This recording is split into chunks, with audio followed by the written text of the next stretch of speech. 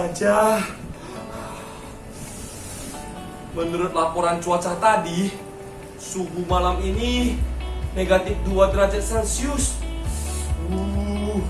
Pantesan makin dingin aja.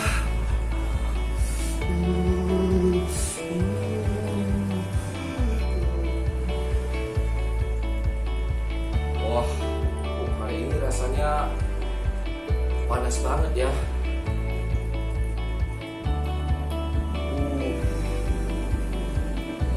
Berapa ya suhunya ini?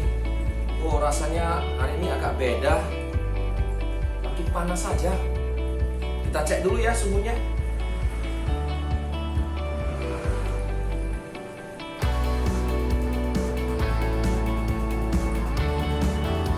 Wah, pantesan hari ini suhunya 39 derajat. Wah, pantaslah panas sekali.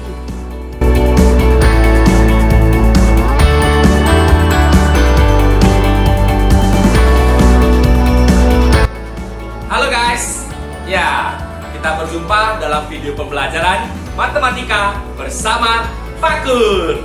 Oke anak-anak sekalian, tadi di awal video ini anak-anak sudah menyaksikan ada dua kondisi di tempat yang berbeda dengan suhu yang berbeda. Satu kondisi yaitu ada seseorang yang merasa kepanasan dengan suhu mencapai 39 derajat Celcius. Sedangkan di satu kondisi yang lain ada seseorang yang merasa sangat kedinginan karena dia berada di daerah dengan suhu mencapai negatif 2 derajat Celcius. Nah, kalau kita pertanyakan sebenarnya berapa sih perbedaan suhu di kedua tempat tersebut? Terus, seandainya kita bertanya lagi, jika suhu di tempat yang kondisinya negatif 2 derajat tadi, suhunya naik 5 derajat Celcius, apa yang terjadi? Apakah di tempat itu orang tersebut akan merasa semakin dingin atau berkurang dinginnya? Nah, di sisi lain, jika kita pertanyakan lagi dengan kondisi yang tadi di daerah yang panas, 39 derajat Celcius, jika suhunya turun 5 derajat Celcius, apa yang terjadi? Apakah orang tersebut akan semakin kepanasan atau justru dia merasa sudah tidak begitu panas lagi? Nah, untuk menjawab hal-hal seperti itu, maka kita perlu mempelajari materi matematika yang namanya bilangan bulat. Itulah salah satu contoh dalam kehidupan kita sehari-hari berkaitan dengan materi bilangan bulat ini. Jadi, anak-anak sekalian, untuk memecahkan masalah kehidupan sehari-hari seperti ini, kita harus menguasai namanya konsep perhitungan bilangan bulat. Namun, bukan hanya itu saja, banyak contoh-contoh lain yang juga berhubungan dengan bilangan bulat. Contohnya perbedaan waktu, ya, zona waktu di berbagai tempat. Itu juga berkaitan dengan perhitungan bilangan bulat. Oke, supaya kita lebih memahami apa itu bilangan bulat, bagaimana kita berhitung dalam bilangan bulat, maka simak terus video ini untuk dapat belajar bersama-sama dan memahami tentang bilangan bulat. Oke, mari kita lanjutkan pembelajaran kita. Belajar matematika bersama Pak Kur. Oke, baiklah anak-anak. Di kelas 7 matematika ini kita akan awali bab 1 yaitu bab bilangan. Nah, kita akan fokus dulu ke yang namanya bilangan bulat. Nah, anak-anak sekalian, sekolah dasar di SD, anak-anak sudah mempelajari sekilas tentang bilangan bulat. Nah, akan diperdalam di kelas 7 SMP ini. Pak Kur ingatkan kembali, apa itu bilangan bulat? Bilangan bulat itu adalah bilangan yang terdiri dari bilangan pecah dan bilangan negatif. Nah, apa saja bilangan caca itu? Terus bagaimana sih yang namanya bilangan negatif? Yuk kita lihat sama-sama ya. Jadi bilangan pecah itu adalah bilangan-bilangan yang terdiri dari 0, 1, 2, 3, dan seterusnya. Nah, sedangkan bilangan bulat negatif adalah bilangan yang dimulai dari negatif 1, negatif 2, negatif 3, dan seterusnya. Nah, kalau mau simpelnya, maka kita bisa katakan bilangan negatif itu adalah bilangan-bilangan yang di bawah 0. Ya, seperti itu. Jadi kalau ditanya, bilangan bulat itu bilangan apa saja sih? Nah, di dalam bilangan bulat itu ada bilangan 0, ada bilangan bulat positif, dan ada bilangan bulat negatif. Nah, itu semua bisa disebut sebagai bilangan bulat. Oke? Jadi definisi bilangan bulat adalah bilangan yang terdiri dari bilangan cacah dan bilangan negatif, yaitu bilangan 0, bilangan bulat positif, dan bilangan bulat negatif. Oke, bagaimana jika kita membandingkan besar kecilnya suatu bilangan negatif dengan bilangan negatif yang lain? Nah, andai kata ada garis bilangan seperti ini. Semakin ke kanan menjauhi 0, maka nilai bilangannya semakin besar. Nah, begitu juga sebaliknya. Semakin ke kiri menjauhi titik 0, nilai bilangannya semakin kecil. Ya, jadi kalau andai kata dibilang naik, maka kita bisa asumsikan dia bergerak ke kanan. Nah, kalau dibilang turun, maka kita bisa asumsikan dia bergerak ke kiri. Jadi diingat ya, semakin ke kanan menjauhi titik 0, nilainya semakin besar. Semakin ke kiri menjauhi titik 0, nilainya semakin kecil. Oke, kita coba ya. Misalnya nih ada dua angka, 1 dengan 4. 1 itu lebih kecil atau lebih besar dari 4?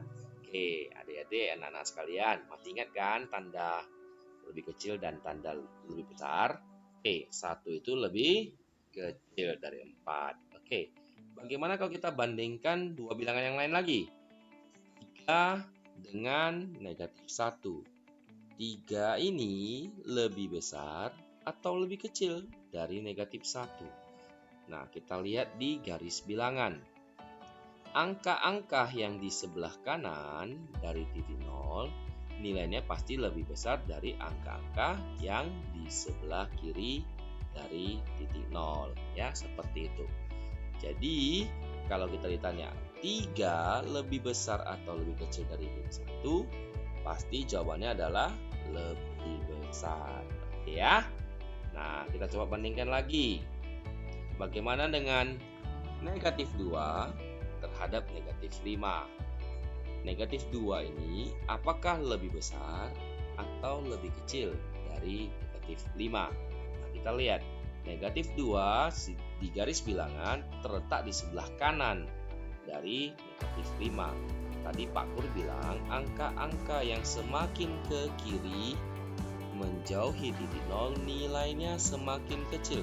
Jadi makin jauh dia, negatif 6, negatif 7, negatif 8, dan seterusnya, makin jauh dari titik 0, maka nilainya semakin kecil. Jadi negatif 5 ini pasti lebih kecil dari negatif 2. Atau kata lainnya, negatif 2 ini lebih besar dari negatif 5. Nah, kalau kita jawab di sini, negatif 2 itu lebih besar dari negatif 5. Nah, anak-anak, demikianlah cara kita membandingkan besar atau kecilnya nilai dari 2 atau lebih bilangan bulat. Ya, anak-anak sekalian, tadi di awal video ini Pak Kur tunjukkan ada dua situasi ya. Satu situasi dalam keadaan yang sangat dingin dan di situasi lain dalam keadaan yang sangat panas. Oke, kita akan coba membahas ya apa yang ada di permasalahan di situasi tersebut. Nah, yang pertama gini, ada seseorang yang berada di dalam kondisi dengan cuaca suhunya negatif 2 derajat. Lalu suhunya naik 5 derajat. Jadi semakin dingin atau berkurang dinginnya ya yang dirasakan oleh orang tersebut. Nah, kita hitung ya. Kalau misalnya kita mau menghitung, kita boleh hitung dengan bantuan garis bilangan. Awalnya suhunya negatif 2, naik 5 derajat. Naik itu kalau kita asumsikan dalam garis bilangan berarti dia bergerak ke kanan. Naik 5 derajat dia bergerak ke kanan 5 langkah. Ya, naik 5 satuan karena dia naik 5 derajat. Naik 5 langkah berhenti di angka 3. Ya, bergerak ke kanan ya. Kalau arti naik itu berarti bergerak ke kanan. Oke, berarti sekarang suhunya 3 derajat. Suhunya apakah semakin dingin atau berkurang dinginnya? Nah, jawabannya adalah jika suhunya naik menjadi 3 derajat, maka dinginnya akan terasa berkurang. Yang dirasakan orang itu akan sedikit lebih hangat, ya. Nah, sekarang pemecahan kasus yang kedua. Ada seseorang awalnya 39 derajat, lalu suhunya turun 5 derajat. Jadi semakin panas atau berkurang panasnya. Ya, awalnya 39 berkurang, turun.